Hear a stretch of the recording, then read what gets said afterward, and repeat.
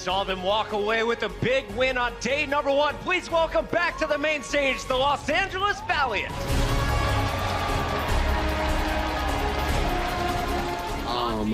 I think the emergence of esports that literally is immersed in our class as like a sub-theme, like I hope that is a takeaway that that's what I'm observing, right? That's relevant to seemingly everyone, and that for your journey going forward, that's going to be something that you need to at least be cognizant of.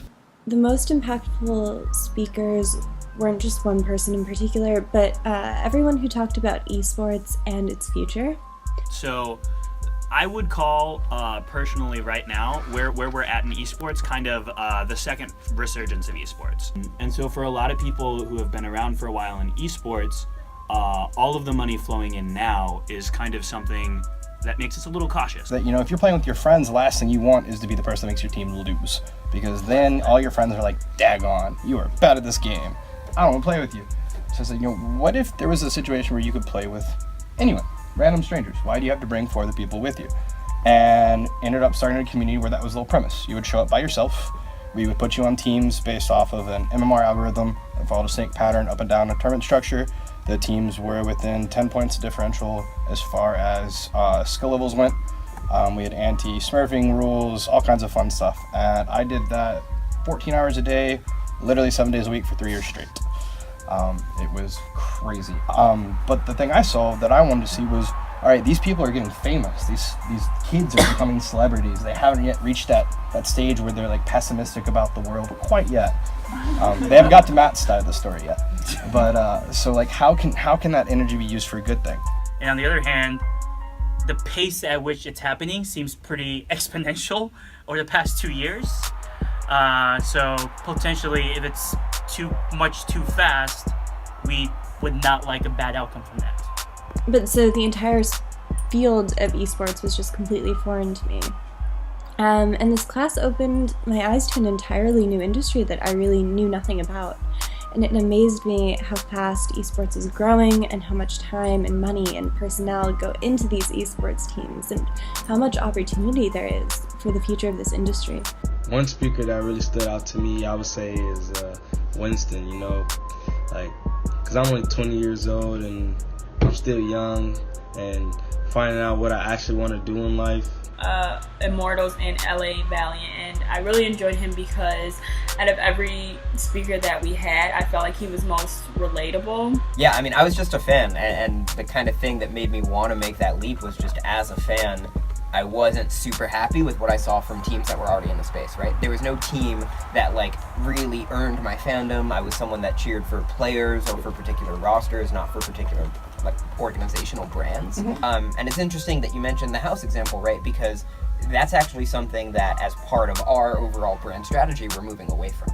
Okay. So in the past in esports, you would kind of have 5-10 guys all crammed into one house, living and practicing in the same space every day, and that's like a pretty unhealthy environment for a professional, right? You would never expect a team of football players to all live in the same house and then go out in the front yard to play football every day. Look, when I first moved to Los Angeles and started an esports team, I lived in the team house for 18 months. Yes. Right? I don't know how I lasted that long before cracking, but the day I moved out, and then the first night that I was sleeping in my own space separate from an overall team house, it was pretty evident, the kind of mental drain that you have when you live with 10 roommates who are not just your roommates, but are also, in my case, your employees, or in their case, your colleagues and your bosses. Maybe give them summarize for those who didn't pay attention on the Blizzard field trip or when Overwatch was here. Tell them one more time about Overwatch League. So, y'all know what Overwatch is. Yeah.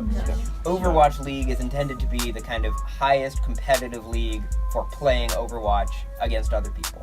So, instead of just logging online and playing against other people according to your rank, they're kind of constructed professional teams. They're representing cities all around the world. Teams representing Seoul and Shanghai and London and New York and LA are all playing in the same league. Mm-hmm. For the first 2 years, that league is going to be based here in Los Angeles. We actually play up at the Blizzard Arena in Burbank. And so it's exactly like Jonathan was saying. A bunch of us are really, really excited because money means validation. Advertising means validation. Companies from the outside willing to say this is some sort of golden calf that solves all of our problems is validation, because it shows something that we did in our basements, in our college dorm rooms, something like that is something bigger that other people care about too. In summary, I'm both excited by like the type of people and investors coming in, like sports team owners, and these people are historically successful.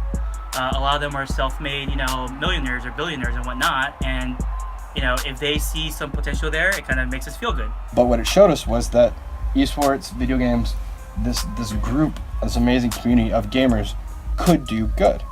And after that, ended up getting involved with nonprofit work and went from there. But League was my start to that, and what showed me that, hey, we can change the world even if we're all just playing video games. What cultures do you model after? That people can be like, oh, I'm trying to build a culture, your own, but sort of like you might see in this setting. Yeah, sure. So I'd say a few things are pretty core to the way we think about important cultures within a team environment. One is prioritization of the good of the team instead of the good of the individual, right? Especially in games like Overwatch, more so than many other esports games. Like, there is no individual hard carry player, right? Overwatch is a uniquely team-focused game, and if you have players that are too overly focused on their individual performance, it's going to collapse. Number two is endurance, both like physical and mental. Yeah. So knowing how to kind of take care of yourself and your body inside of the game, avoid wrist injuries, avoid repetitive stress, be able to focus for long periods of time. And then third is focus on out-of-game and kind of holistic health and performance. Me growing up, or for any student growing up, they wanna like have it already planned out what they want to do, but they have to have a backup plan. And what Winston did was like motivate me to just keep going, find that work-life balance. Well, for me, I imagine CEOs to be really old people who have to work 30 and 40 years and work their way up the ranks in order to be in such a high position. But the fact that he was young and very successful and in that position really inspired me, because it's like, okay, I can do it too.